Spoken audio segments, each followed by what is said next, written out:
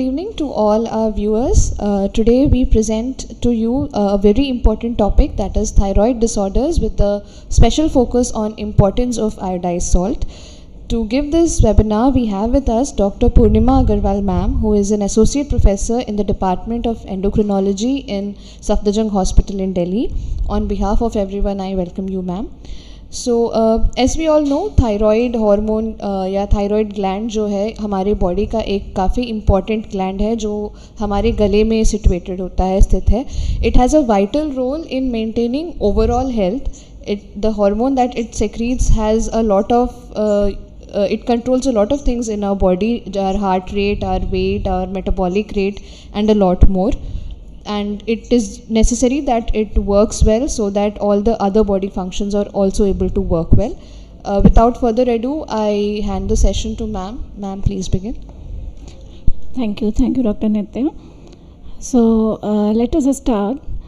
Actually, the thyroid gland, as many patients, बहुत सारे लोग आते हैं पूछते हैं मैम मुझे कौन सा थायराइड है, इज़ इट गले का थायराइड या ब्लड का thyroid. So let us know what exactly is thyroid. So thyroid is actually one gland which is situated in the front of the neck. Neck के आगे एक छोटा सा ग्रंथि होता है and it produces hormones जिनको हम बोलते हैं thyroid hormones, mainly T3 and T4. And ये hormones thyroid gland में बनते हैं and then they go into the blood और वो सारे हमारे body parts पर काम कर कर हमारी body को help करते हैं अलग अलग तरह के functions करने में. So basically it is a gland which produces hormone and it is going in the blood and producing lot of actions. तो कहाँ कहाँ thyroid as such overall हमारी body के लिए important है, like it acts on the heart and it is important for the proper functioning कि heart ठीक से काम करे. Similarly digestive system पर अच्छे से काम करने के लिए thyroid functions, thyroid hormones का होना बहुत ज़रूरी है. Brain and nervous development, especially बच्चों में ब्रेन डेवलपमेंट के लिए एंड नर्वस सिस्टम डेवलपमेंट के लिए थायराइड हार्मोन्स बहुत ज़रूरी होते हैं. And bone health, proper skeletal या ग्रोथ के लिए स्पेशली बच्चों के अंदर फिर से इनका बहुत ज़रूरी रोल प्ले होता है.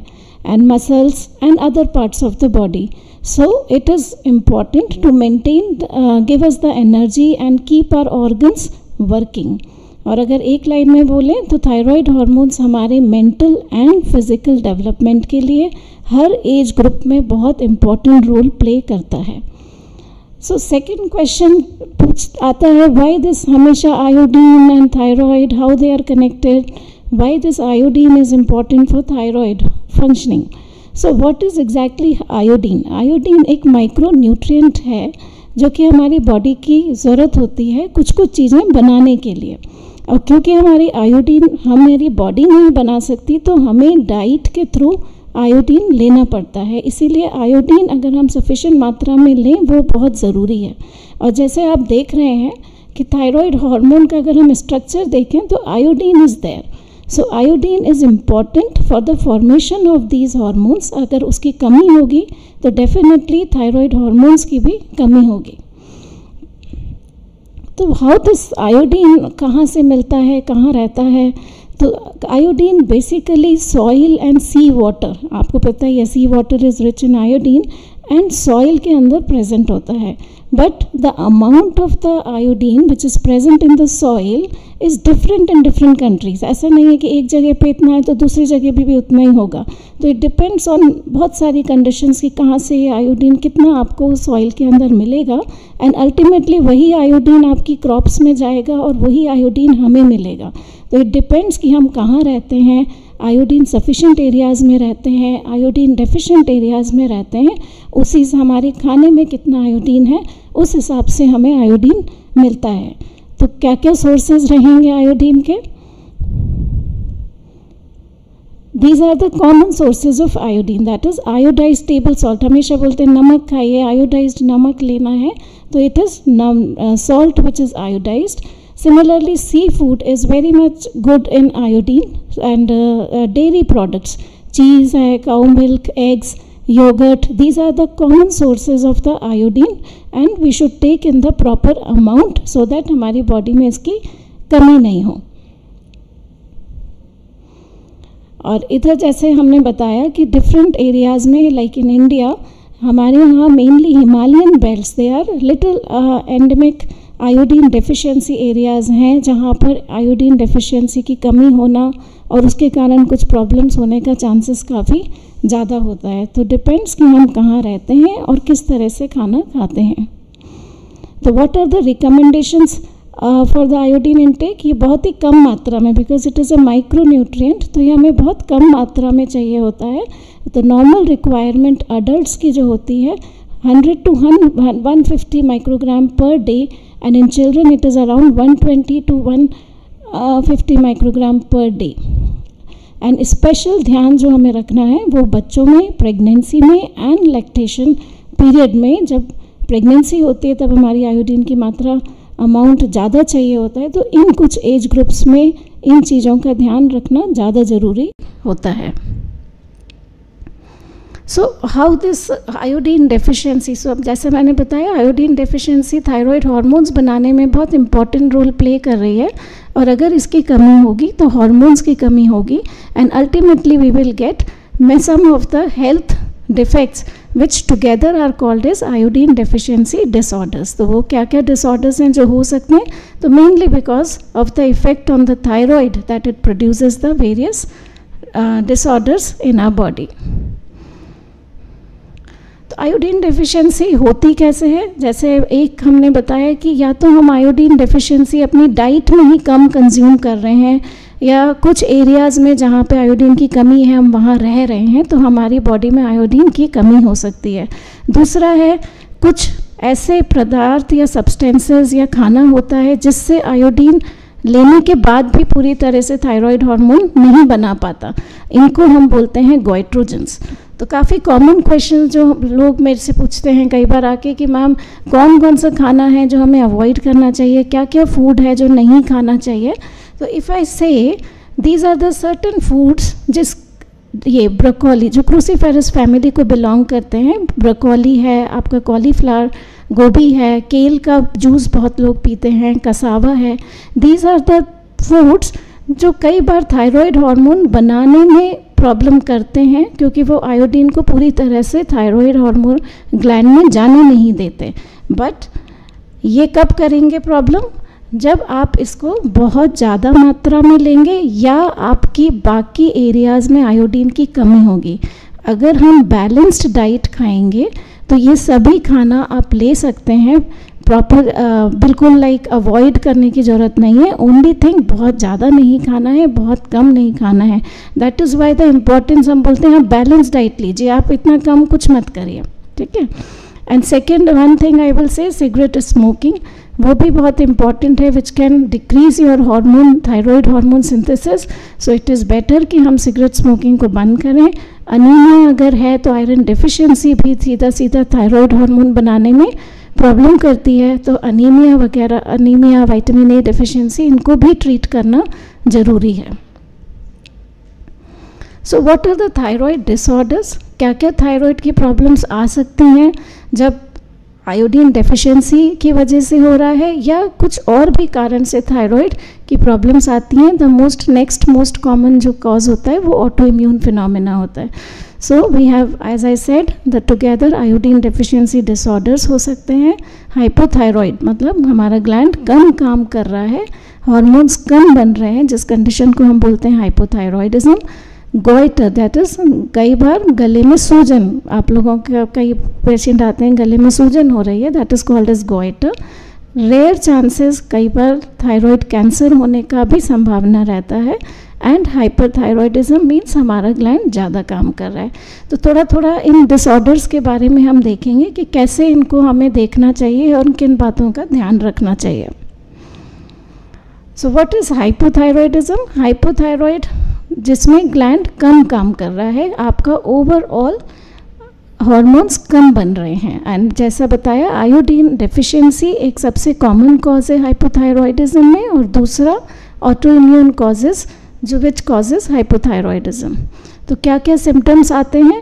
ज़्यादातर अगर आपको लग रहा है कि मेरा वज़न धीरे धीरे बढ़ रहा है, या मुझे सुस्ती रहती है, पहले उतनी नहीं थी, मैं चुस्त फुर्त होकर काम करती थी, हेयर लॉस होता है, फीमेल्स के अंदर स्पेशली अगर मेंस्ट्रुअल इरेगुलरिटीज़ है ना, महीना ज़्यादा आने लगा है या पहले ठीक था अब ज़्यादा आता है, डिप्रेशन हो रहा है, कुछ ऐसी चीज़ें अगर आपको अपने अंदर अपने शरीर में बदलाव लग रहे हैं तो इट इज़ बेटर कि हम थायराइड को चेक कराएं, बिकॉज इट इज़ ट्रीटेबल। सबसे इम्पॉर्टेंट है कि हम इसे ट्रीट कर सकते हैं अगर हम सही टाइम पर आइडेंटिफाई करें तो।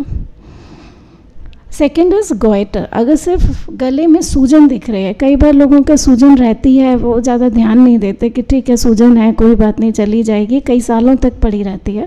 सो दिस सूजन बनती है, थायराइड धीरे धीरे धीरे क्योंकि उसे ज़्यादा काम करना पड़ रहा है तो वो धीरे धीरे बढ़ जाता है, that is called as goiter. And this goiter दोनों चीज़ें हो सकती हैं, गोइटर में थायराइड की कमी भी हो सकती है, कई बार थायराइड ज़्यादा बनने से भी थायराइड ग्लैंड सूज जाता है। तो गोइटर को भी ज़रूर एक बार डॉक्टर से कंसल्ट करें।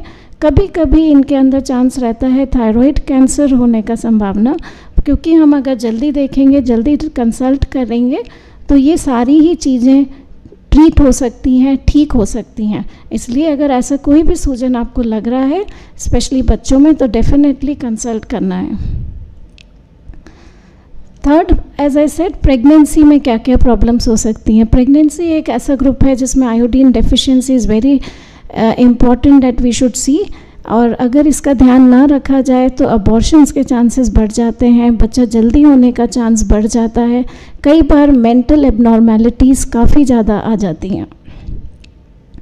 सो हियर आई जस्ट वही चीज़ बता रहे हैं कि अगर हमने ध्यान नहीं है तो स्पॉन्टेनियस अबॉर्शंस, स्टिल बर्थ्स या मिसकैरेजेस कॉमन हो जाते हैं। बच्चों में स्पेशली थायराइड हार्मोन ब्रेन विकास के लिए बहुत ज़रूरी होता है। इधर आप देख रहे हैं कि अगर हमारा आयोडीन सफिशिएंट ब्रेन है, थायराइड हार्मोन अच्छे से बन रहा है तो ब्रेन का डेवलपमेंट बहुत ही अच्छे से हो रहा है। बट अगर वहीं आयोडीन डेफिशिएंट ब्रेन है तो वो प्रॉपरली डेवलप नहीं हो पा रहा और बच्चे का IQ लो होने से और सिवियर मेंटल रिटार्डेशन तक भी हो सकता है। So there is one condition called cretinism. मैं इसके बारे में एक वर्ड आपको आप सुनेंगे कभी कभी कि सिवियर मेंटल रिटार्डेशन, अगर प्रेगनेंसी के दौरान ही बच्चे को अच्छे से आयोडीन नहीं मिला या थायराइड हार्मोन्स की कमी रही और वो खुद भी अपना नहीं बना पाया, then they can produce a severe mental defects in the child and this condition is called as the cretinism. आजकल ये कम देखने को मिलती है but it is a very disabled condition which can be prevented. Actually हम बचा सकते हैं अगर हम टाइम पर इसको ट्रीट कर लें। So these are the certain cretin child just to show कि किस तरह से वो डिसेबिलिटी प्रोड्यूस कर सकता है। बच्चों में अगर जल्दी बच्चों में आजकल गवर्नमेंट ने भी प्लान्स करे हैं कि हमें थायराइड जो है चेक करा लेना चाहिए। बच्चे जैसे ही पैदा होते हैं इट इज़ बेटर कि हम उनका थायराइड, क्योंकि कई बार होते ही लक्षण नहीं दिखते और ये वाला जो पीरियड होता है नेक्स्ट 3 साल का वो बहुत ज़रूरी होता है हमारे ब्रेन डेवलपमेंट के लिए। तो अगर थायराइड की कमी रहेगी तो बच्चे को हाइपोथायराइड हो सकता है, गॉइटर हो सकता है, उसकी वजह से मेंटल रिटार्डेशन, लो IQ बहुत कॉमन होता है। तो इस एज में थायराइड अगर आपको थोड़ा सा भी लगता है कि बच्चे के अंदर कुछ ऐसे साइंस एंड सिम्टम्स हैं जैसे कि बच्चा रो कम रहा है, वॉइस उसकी उतनी क्लियर नहीं है, कॉन्स्टिपेशन है या थोड़ा सा लिथार्जिक बच्चा है, मतलब स्लो रहता है, उतना एक्टिव बच्चा नहीं है, या एब्डोमेन ऐसे बाहर निकला हुआ है, अगर ऐसे कुछ भी साइंस आपको छोटे बच्चे में दिखते हैं तो इट इज़ बेटर कि आप एक बार कंसल्ट करें और उसका थायराइड चेक करें, क्योंकि अगर आप अभी सही टाइम पर ले जाएंगे तो मेंटल प्रॉब्लम्स बचा सकते हैं। सिमिलरली बड़े बच्चों में आपको थायराइड अगर आयोडीन डेफिशिएंसी होती है या थायराइड की कमी होने लगती है तो बड़े बच्चों के अंदर भी कुछ चेंजेस होने लगते हैं। जैसे बच्चा पहले पढ़ाई में अच्छा था पर अभी पता नहीं सुस्त रहता है, थक जाता है, पढ़ाई में पीछे होता जा रहा है, या उसका विकास उतने अच्छे से नहीं हो पा रहा है, जितना लंबा होना चाहिए था उतना लंबा नहीं है, स्किन सूखी सूखी रहती है। अगर ऐसा कुछ भी आपको दिखता है या गले में सूजन है देन इट इज़ बेटर कि आप दिखाएं, क्योंकि हो सकता है उसको थायराइड का प्रॉब्लम्स वो इस एज में भी आ सकते हैं और दिखाने से हम जल्दी ट्रीट करेंगे तो बाकी डेवलपमेंट उसका नॉर्मल हो सकता है। बड़ों में थायराइड का मैंने जैसे बताया कि हाइपोथायराइड के आपके सिम्टम्स हो सकते हैं, गिठान हो सकती है। इन बड़ों में भी थोड़ा सा मेमोरी डिस्टर्बेंसेस हो जाते हैं कि पता नहीं, मैं भूल जाती हूँ चीज़ें, या डिप्रेशन होता है कि सुस्त रहते हैं, मन नहीं होता कुछ भी करने का। डिप्रेशन का कई बार वो डिप्रेशन वाले डॉक्टर्स के पास चले जाते हैं कि शायद मुझे डिप्रेशन है। तो एक तरफ हमें सोचना चाहिए कि am I dealing with hypothyroidism और सम थायराइड प्रॉब्लम, तो एक बार वो चेक कराना ज़रूरी है। और अगर कोई गिठान आपके गले में है, लंबे समय से है, तो उसको चेक कराइए, क्योंकि हो सकता है कि उसमें थायराइड कैंसर के चांसेस लक्षण हों। तो अगर आप सही टाइम पर दिखा लेंगे, क्योंकि देखना पेशेंट खुद ही ये बताएगा, और अगर वो सही टाइम पर दिखा लेंगे तो इसको हम ट्रीट कर सकते हैं। एक्चुअली ये ट्रीटेबल कैंसर्स होते हैं, टाइम पर निकल जाएं तो नॉर्मल लाइफ हम रह सकते हैं। सो दैट इज़ वाई आयोडीन का इतना ज़्यादा और थायराइड हार्मोन्स का रोल इतना ज़्यादा बोला जाता है, क्योंकि इट इज़ प्रिवेंटेबल। अगर टाइमली अगर एक्शंस लिए जाएं, इसके लिए प्रॉपर हम लोग ध्यान रखें, तो ये चीज़ें होंगी ही नहीं। That is why iodine is so much into के इसका ध्यान रखिए और थायराइड हार्मोन्स का ध्यान रखिए। तो कैसे बचा सकते हैं? प्रिवेंशन मेथड्स क्या क्या थे? क्या फूड फोर्टिफिकेशन, वन इज़ कि क्या हम ऐसा क्या करें जिससे कि सभी लोगों को सही मात्रा में आयोडीन मिले, क्योंकि मैंने आपको बताया कई जगहों पर है, कई जगहों पर कम है। So it is very difficult कि कहाँ पर है, कहाँ नहीं है। So we have the universal iodization of the salt, कि सॉल्ट को आयोडाइज किया गया। तो नमक को, सॉल्ट को आयोडाइजेशन कर कर, ताकि हर जने के पास वो बहुत एक्सपेंसिव भी ना हो और हर जने के पास पहुंच सके, इसलिए फूड फोर्टिफिकेशंस किए गए हैं, जिससे आयोडीन की कमी अब काफ़ी कम हो चुकी है। दूसरा है सप्लीमेंटेशन, कि अगर हो चुकी है, हम कुछ ऐसी जगह हैं जहां लोगों के पास जाना मुश्किल है या ट्रांसपोर्टेशन नहीं है, तो उन जगहों पर हम सप्लीमेंटेशन ऑफ आयोडाइज्ड ऑयल के फॉर्म में या कैप्सूल के फॉर्म में कर सकते हैं। और तीसरा, जितना हम लोगों को समझाएंगे, जितना एजुकेशन देंगे, अवेयरनेस देंगे, तो it is we can prevent and control iodine deficiency, and very important, the mental defect can be is preventable. So this is the universal iodization salt, which is very simple, effective, safe and inexpensive way, so that everybody gets the proper iodized salt. And supplementation मैंने आपको बताया, कुछ areas में बहुत कमी है और हम आयोडाइज सॉल्ट नहीं पहुंचा सकते हैं, there sometimes we have to use iodized capsules के फॉर्म में या सॉल्यूशन के फॉर्म में रेगुलर इंटरवल्स में देना होता है. And education definitely plays very important role. हमें पता होगा तो हम देखेंगे, हम करेंगे. और थायराइड है तो मैनेजमेंट इसका इजी है. आपके पास हमारे यहाँ टैबलेट्स अवेलेबल हैं, थायराइड के टैबलेट्स अवेलेबल हैं which can treat your thyroid, which can control your thyroid. उसको ना कई लोग नहीं लेते कि हार्मोन टैबलेट है, हमें नहीं लेना चाहिए. They keep trying the other ways, धनिया लेना, ठीक है, वो सब ट्राई करिए, but it is definitely a very easy way. इसको आप लेंगे तो कंट्रोल रख सकते हैं, नॉर्मल लाइफ लीड कर सकते हैं. So this I already said कि क्यों इतना इम्पोर्टेंस है, क्योंकि प्रिवेंटेबल है. As per WHO 54 countries are still iodine deficient, and in India it is still that 6.1 crore people suffering from endemic goiter, 88 lakhs people from mental and motor handicaps, and this can be prevented. The only thing is it can be prevented. So it is important that we should take care and understand this problem. For this, even government has started the iodine deficiency national program, which was started long back in 1962, and then it was renamed in 1992. और उसका target था कि हमें prevalence of iodine deficiency कम करनी है, less than 10%, और children में less than 5%. And this program is really working well, and वो पूरा ध्यान रखती है कि प्रॉपर आयोडाइज सॉल्ट हर जगह पहुँचे और आयोडाइजेशन प्रॉपरली हो, और health education and publicity timely intervals पर, फ्रीक्वेंट इंटरवल्स पर होती रहे. And up till now 71% of the population in the country has access to adequately iodized salt, but the problem is still आज भी हम 95% achieve नहीं कर पाए हैं. तो the problem that there are certain faulty practices at the production level, retailer levels and consumer levels which हमें ध्यान रखना है, क्योंकि कई जगह ये फॉल्टी प्रैक्टिसेस को बचाना है कि किस तरह से हम आयोडाइज्ड सॉल्ट को प्रॉपर तरह से पहुंचा सकें कंज्यूमर लेवल तक. प्रोडक्शन लेवल पे हम उतना नहीं कर सकते. Government has playing a role कि वो प्रॉपरली उसकी मॉनिटरिंग हो, सर्वेलेंस हो, प्रॉपर बैग्स में उसको पैकिंग सही बैग्स में की जाए ताकि उसका मॉइस्चर से वो लॉस ना हो. Similarly at the retailer level उनको समझना है कि हमें बहुत सारे स्टॉक पहले से आयोडीन का, सॉल्ट का नहीं रखना, अदरवाइज उस सॉल्ट में आयोडीन का लॉस हो जाएगा तो it will not be useful. So this has to be done at the production and retailer level. But consumer level जहाँ हम कंज्यूम कर रहे हैं, हम क्या क्या चीज़ों का ध्यान रख सकते हैं जिससे कि हम आयोडीन डेफिशिएंसी से बच सकते हैं. So what we can do is, salt को, कुछ चीज़ों का आप ध्यान रखिए कि सॉल्ट को बहुत ज़्यादा खरीद के मत रखिए.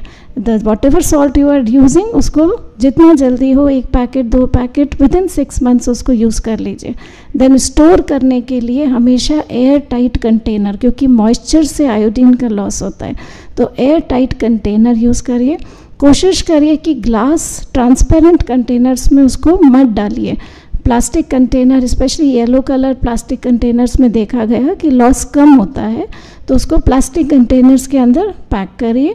ह्यूमिड या मॉइस्चर एनवायरनमेंट में मत रखिए. अपने खाना जहाँ आप बनाते हैं उसके बिल्कुल क्लोज कोशिश करो कि मत रखो. कुछ लोग मसालदानी के अंदर ओपन रख देते हैं, मेटल बॉक्सेस के अंदर स्टोर कर देते हैं, वो नहीं करना है. You should keep a separate box and plastic box for storing your salt. And do not buy open salt, खड़ा salt, क्योंकि वो processed नहीं है, उसके अंदर कोई iodization नहीं है. That is why we say कि please don't buy it. अच्छा, कुछ एक सवाल जो काफ़ी पूछा जाता है कि रॉक सॉल्ट आजकल बहुत चल रहा है, सेंधा नमक यूज़ करना है या पिंक सॉल्ट यूज़ करना है. तो these are the good salts. Mineralize salt, इसके अंदर मिनरल्स ज़्यादा रहते हैं क्योंकि प्रोसेस्ड कम होता है. बट आई विल से कि आप इसको कुछ कुछ मात्रा में सभी सॉल्ट को यूज़ करें. बट आई हैव सीन कि कुछ फैमिलीज़ ने बिल्कुल बंद कर दिया कि आयोडाइज सॉल्ट तो हम लाते ही नहीं हैं, हम सिर्फ सेंधा नमक यूज़ करते हैं. तो वो नहीं करना, क्योंकि आयोडाइजेशन नहीं है, and the main purpose of normal salt is the iodization. So please use it. You can use the other salts which are definitely rich in minerals, so use it, but in a okay quantity, not like completely dependent on those. And second is, are there problems that we take lot of iodine? तो कई बार आता है कि आप लोगों ने अगर ज़्यादा आयोडीन भी ले लेंगे, दोनों तरह से ही बैलेंसिंग बहुत ज़रूरी है. Excess of everything is bad. अगर हम ज़्यादा आयोडीन लेंगे तो फिर भी प्रॉब्लम्स होने का डर है, स्पेशली उन लोगों में जिनमें ऑलरेडी कोई गिठान है या थायराइड कंडीशंस हैं या ऑटो इम्यून डिजीज़ेस हैं. तो अगर एक्सेस ऑफ आयोडीन लेते हैं तो हाइपरथायरॉइड, एक कंडीशन जिसमें मैंने बताया था कि ज़्यादा थायराइड बनता है, थायराइड हार्मोन बनता है, उस कंडीशन को प्रोड्यूस कर सकता है. कई बार आयोडाइन एक्सेस लेने से ऑटो इम्यून एक्टिवेशन हो सकता है, एंटीबॉडीज़ बन सकती हैं, उससे हाइपोथायरॉइड भी हो सकता है. तो दोनों ही अगर हम एक्सेस लेंगे तो we can get hyperthyroidism as well as hypothyroidism. So excess of iodine should also be avoided. So what is hyperthyroid, कैसे पता चलेगा? हाइपरथायरॉइड, इसमें ग्लैंड ज़्यादा काम करता है तो हमारा मेटाबॉलिज्म बहुत तेज़ हो जाता है. उसमें आपको गर्मी लगना, वज़न कम होना, गले में सूजन होना, धड़कन तेज़ हो जाना, या बार बार खाना पचता ही नहीं है, डायरिया होना, अगर ऐसा कोई भी सिम्टम आ रहा है देन वी शुड थिंक कि कहीं हम थायराइड प्रॉब्लम से तो सफ़र नहीं कर रहे हैं और थायराइड चेक कराना ज़रूरी है. So this is hyperthyroidism. So I will, in the end, I would just like to say कि दोनों ही चीज़ें important हैं. Deficiency definitely हमें बचानी है. थायराइड के बारे में बेसिक चीज़ें, अगर कुछ भी आपको डाउट है अपने बॉडी में तो एक बार चेकअप ज़रूर करा लीजिए, because it is treatable. And iodine access also is bad, so balance please is important. And I think this is my last slide. Thank you. Thank you so much, ma'am. That was a very interesting session, especially the fact that you addressed a lot of practical issues which a lot of people had already asked also in the chat box regarding the different types of salt that we have in the market, how to store it correctly. We in the market generally get iodized salt because of the government norms, but because we don't store it correctly, then we're not able to get the benefits. And what are the symptoms and how we should identify when we might need help of a doctor and, you know, get it investigated in the right manner. So thank you, ma'am, for a elaborate and very interesting presentation. We have had a few doubts in the chat box. Yeah, sure. Can take it up one by one. We had a viewer asking that as we had mentioned, thyroxine tablet is an important part of the management once hypothyroidism has been diagnosed. Are there certain points which a patient needs to remember while consuming these tablets, the right time, the right way or something? Yes, yeah, it's a good question actually, and very commonly asked question. Thyroxine tablet, one thing is that you should take in empty stomach, क्योंकि इसका absorption empty stomach में सबसे अच्छे से होता है. तो हम बोलते हैं आप सुबह जल्दी टैबलेट ले लीजिए, उठते ही सबसे पहले टैबलेट लें, उसके 1 घंटे बाद ही अपना ब्रेकफास्ट या जो चाय स्नैक्स जो भी आप प्लान कर रहे हैं तभी लें. उसकी बॉटल को हमेशा टाइटली बंद करें, because many of the patients when they come to our OPD उनका बॉटल ढीला ढाला ऐसे ही रहता है. तो the container that tightness is important, क्योंकि मॉइस्चर से इसका भी क्वालिटी कम होती है. And try to use one type of thyroxine. अगर आप थायरॉक्सिन यूज़ कर रहे हैं तो कीप टेकिंग थायरॉक्सिन. बार बार ब्रांड चेंज करना, कोई और ट्राई करना, वो भी बेटर है, अवॉइड करें, क्योंकि हर अपना हर ब्रांड का हर एक प्रिपरेशन की अपनी एक सॉल्युबिलिटी होती है. सो आई वुड से कि उसको चेंज मत करें. Thank you, ma'am. And another thing, a lot of times, for example, somebody is advised 25 microgram and they get a 50 microgram and then they try to break it in half. So I think that is also not advisable. You should try to get off the dose that is prescribed to as you. far as, because ये score tablets हम इसको score tablet बोलते हैं जिनको half कर सकते हैं, पर thyroid tablet it is better not to break it, क्योंकि कुछ पार्ट आप लूज़ कर जाते हैं. तो इट इज़ बेटर कि you take the strength, because all the strengths are available, हर तरह की स्ट्रेंथ्स अवेलेबल हैं. तो whatever strength doctor has prescribed, try to take it. But yes, at times हमारे यहाँ we can sometimes use the divided doses also. Okay. Thank you so much, ma'am. There was a query regarding do inhalers or prolonged use of inhalers affect the thyroid gland in some way, and are there any other medications which can have a negative impact on the thyroid gland? Inhalers as such has not significant effect on the thyroid per se, but other drugs, there are certain cardiology drugs like amiodarone many people use. It has definitely a effect. Then very common drug is the antacids, pantoprazole or antacids people use, and they take, उसे भी खाली पेट लेना है और इसको भी खाली पेट लेना है, तो they take it together. तो अवॉइड, अगर आपको कोई भी टैबलेट लेनी है तो 4 घंटे का गैप आपको रखना है. थायराइड की टैबलेट आप खाली पेट लेंगे, उसके 4 घंटे बाद ही आप एंटासिड्स या कोई और कैल्शियम आयरन जो भी लेना है वो मिनिमम 4 घंटे का गैप रखिए. Thank you, ma'am. This point about pantoprazole was very informative because Yeah. it's very rampant consumption of the tablet in the country. Many So people take thank it. you so much. Yeah. A few queries regarding the management of hypothyroidism. People have pointed out that a lot of YouTube channels these days claim that you can treat thyroid without any medication once diagnosed. So what role does lifestyle have particularly in management of thyroid disorders?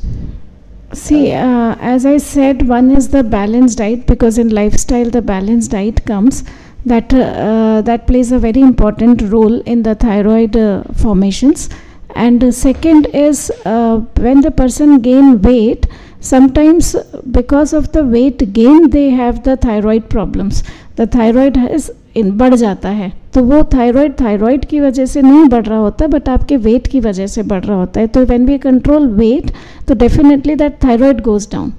तो वो बहुत ही mistakenly लिया जाता है कि मैं मोटी ही हो रही हूँ क्योंकि थायराइड है, और वो थायराइड को ट्रीट करते रहते हैं rather than going for the lifestyle. So I say lifestyle definitely is important, but it can not sometimes, if it is कमी की वजह से है तो वो ट्रीट नहीं हो पाएगा, फिर तो हमें ट्रीटमेंट लेना ही है.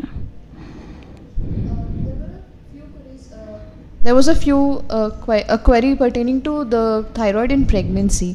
So one of our viewers had asked if a hypothyroid patient is pregnant and she's already on thyroxine, does she need to change her dose, or does she need to be very particular about it or something? Yeah, this is again we take always care, like if any pregnant patient या reproductive age में कोई भी patient आता है, तो पहली चीज़ pregnancy हमें तभी प्लान करनी चाहिए जब थायराइड नॉर्मल हो. एज आई सेड कि miscarriages and still births are very common, and once you are pregnant आपका जो थायराइड यूज़ है वो बढ़ जाता है, आपकी रिक्वायरमेंट थोड़ा सा बढ़ जाता है. तो अगर वो डॉक्टर के पास नहीं आ सकते, once you feel कि once you are diagnosed that you are pregnant, then immediately you should take, we say that आप जो भी टैबलेट ले रहे हैं उसको हफ्ते में एक दिन 2 टैबलेट ले लीजिए, क्योंकि हमें वो बढ़ानी है. 30% ऑलमोस्ट हमारी इंक्रीज़ हो जाती है requirement. So immediately it is better, if you cannot, better to go to the doctor. If you cannot go to the doctor, increase your dose by 30%. That can be done like जो भी आप dose ले रहे हैं उसको 2 double गोली खा लीजिए हफ्ते में 2 दिन. So that will take care of the initial part of the pregnancy. Yes, thank you, ma'am. We had mentioned about the role of investigations in thyroid. A lot of queries regarding TSH, T3 and T4. So in certain cases we see that TSH is normal but T4 is increased or T3 is increased. So does the patient need to approach a doctor for, is it worrisome or can it be ignored? I'll say basically TSH is the master regulator, मतलब main hormone is the TSH, regulator is the TSH. जब हमारा T4 कम होने लगता है या T3 कम होने लगता है तो हमारी बॉडी इमीडिएटली सबसे पहले TSH को बढ़ाकर T3 T4 को नॉर्मल करने की कोशिश करती है. तो TSH is the main marker जो कि हमें देखना है. T4 कई कंडीशंस में बढ़ भी जाता है, specially in females, because our menstrual cycle changes, the estrogen level changes. तो कई बार उन कंडीशंस में T4 लेवल्स बढ़कर आ जाते हैं, तो उतना हमें चिंता करने की बात नहीं है. And but second thing is, अगर T4 थोड़ा सा लोअर साइड है, TSH नॉर्मल है, तो इट इज़ बेटर कि हम दिखा लें, क्योंकि एक कंडीशन सेंट्रल हाइपोथायरॉयड कंडीशन होती है जिसमें सेंटर पिट्यूटरी ग्लैंड की वजह से कभी कभी थायराइड में प्रॉब्लम्स आ जाती हैं. तो I think better you take once, it is not like very dangerous, but it is better to take consultation from doctor that regarding your thyroid levels. Okay, thank you, ma'am. And there were queries regarding when we go to a lab to get a TSH test done, they generally ask fasting ho kya, and some labs don't insist on it. So is there anything particularly we should be mindful of when we're getting our TSH investigated? Yeah, it is better क्योंकि there are circadian rhythms for the hormone, कि कुछ timings होते हैं, हमेशा hormone के कुछ rhythms होती हैं विच दे फॉलो, कि मॉर्निंग में अच्छे से निकलते हैं या इवनिंग में अच्छे से निकलते हैं. तो timing is very important. Thyroid हमेशा इट इज़ बेटर कि हम मॉर्निंग आवर्स में कराएं, and in the fasting state. It is better to get in the fasting state and in the morning hours, क्योंकि कुछ इरेटिक रिजल्ट्स आपको किसी ने 12 बजे करा लिया, TSH 5 point something border line high आ गया, then they will be worried कि मुझे थायराइड हो रहा है. तो it is better you take in the morning and fasting. Thank you, ma'am. Regarding the storage, that slide that you had mentioned, we have a few queries regarding, can glass bottles be used for storing iodized salt? Basically कुछ studies हुई हैं इसमें, जिसमें उन्होंने glass bottles में देखा और plastic bottles में देखा, एंड दे फाउंड कि जब 4 to 6 वीक्स पर ग्लास बॉटल्स में ज़्यादा लॉस था. तो हम लोग ट्रांसपेरेंट बॉटल्स, कुछ मेयोनीज़ की बॉटल्स या कुछ बॉटल्स होती हैं जिनमें हम स्टोर कर लेते हैं, तो इट इज़ बेटर कि आप कप प्लास्टिक बॉटल्स में, एयर टाइट बॉटल्स में एंड स्टोर करें instead of transparent glass bottles. और डार्क कलर में ले सकते हैं, बट ट्रांसपेरेंट में कुछ स्टडीज़ में लॉस मिला है, तो we avoid it. Okay. When we come to non-communicable diseases, ma'am, we generally see that they are a risk factor for each other, like diabetes is a risk factor for hypertension, vice versa also, smoking. So does thyroid have a role with the non-communicable diseases? Does it increase the risk, or people who are suffering from non-communicable should be more aware of the thyroid status? Or Yeah, this is again a good question. I say thyroid basically, as I said, it could be because of iodine deficiency, but nowadays autoimmune phenomena as such as very common cause of hypothyroidism. And autoimmune conditions अगर आपकी family में run कर रही हैं या आपको हैं, like we do one test, anti-TPO antibody, which is commonly prescribed and most of the people know about it. तो एंटी-TPO एंटीबॉडीज़ इंडिकेट कि आपकी बॉडी में ऑटोइम्यून फंक्शनिंग, इम्यूनिटी बढ़ गई है. तो अगर ऑटोइम्यून फिनोमिना की वजह से थायराइड हो रहा है तो you have a very high chance कि आप कुछ और डिजीज़ेज़ ऑटोइम्यून, जैसे सफ़ेद दाग होना, विटिलिगो होना, हाइपोथायरॉयड के साथ एसोसिएटेड रहता है, डायबिटीज़ होना एसोसिएटेड रहता है, उसके अलावा अनीमिया के कुछ चांसेस रहते हैं. तो वो ऑटोइम्यून कंडीशंस कुछ ना कुछ आ सकती हैं. एंड सेकेंड थिंग, बिकॉज आपका मेटाबॉलिज्म स्लो हो जाता है स्पेशली हाइपोथायरॉयडिज्म में, तो लोग काफ़ी, उनकी एक्टिविटी कम हो जाती है, because of which they start gaining weight. So they have a very high chance that they can develop diabetes. So as you said, lifestyle is very important and try to avoid weight gain. Don't blame thyroid for weight gain. It will increase but not more than 3 to 4 kg. But it is quite resistant weight, so it is better don't allow the weight to increase. Keep a check on it. Just discussed that thyroid disorders are more common in women. So does hypothyroidism have an effect on the menstrual cycle? It can affect the periods as well. Thyroid has a has effect, because I said कि सभी सारे organs पे it helps in proper functioning. So in females the thyroid hormones is very important for the proper cycles. So usually hypothyroid में irregular cycles होने लगती हैं. ये पहले ठीक थी, अचानक से जल्दी आती हैं, एंड ब्लीडिंग टेंडेंसी थोड़ी सी बढ़ जाती है, तो ब्लीडिंग भी ज़्यादा होती है. तो this is the very common presentation कि एक तो कंसीव नहीं कर पा रहे हैं, दूसरा है कि मेंस्ट्रुअल इरेगुलरिटीज़ बहुत ऊपर नीचे हो रही हैं. तो at that time one of the test we advise is कि थायराइड करा लीजिए. Right, ma'am. Again, coming back to a query regarding the investigation. Suppose there is a hypothyroidist patient who is already taking TSH, thyroxine supplements. So when he goes to test, is he supposed to take the tablet before the test or after the test?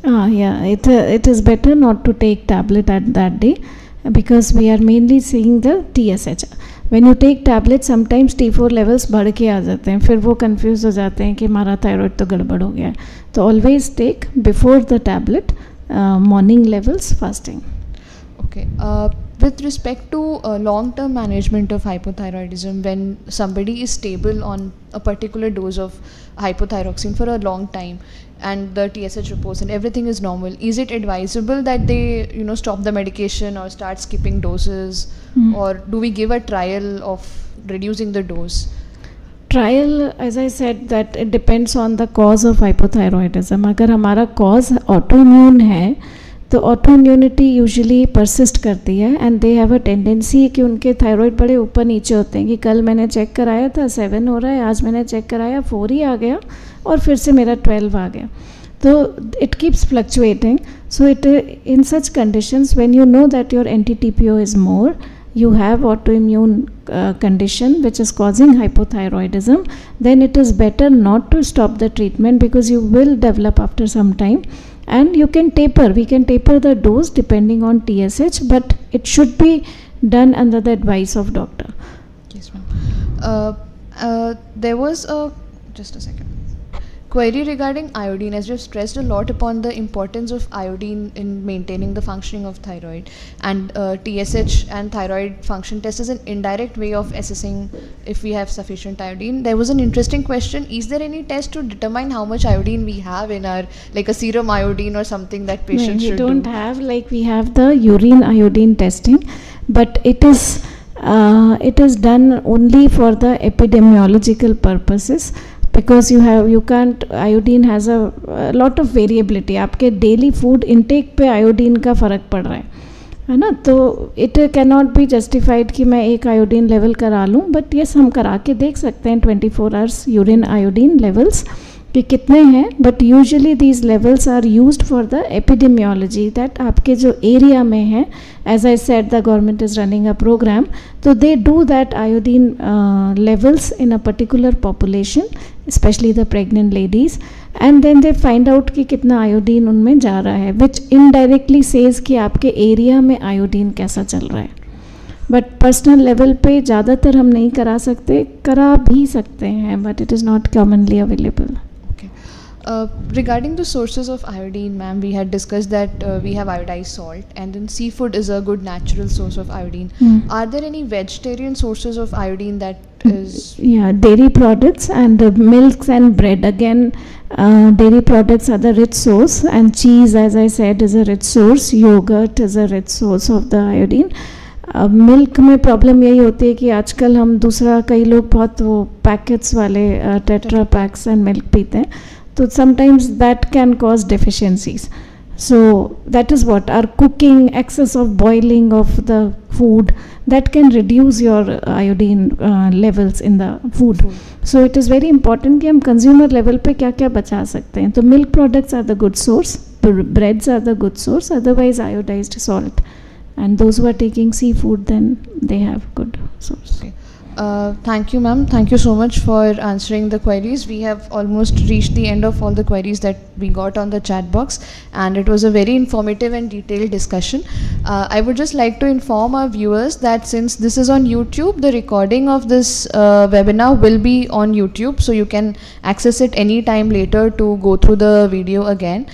So thank you so much, ma'am. On behalf of everybody, I thank ma'am for such a wonderful presentation, and thank you to all our viewers for such an interactive participation in the chat box. So thank you everyone, and we meet with another webinar next week on the 4th Tuesday of this month.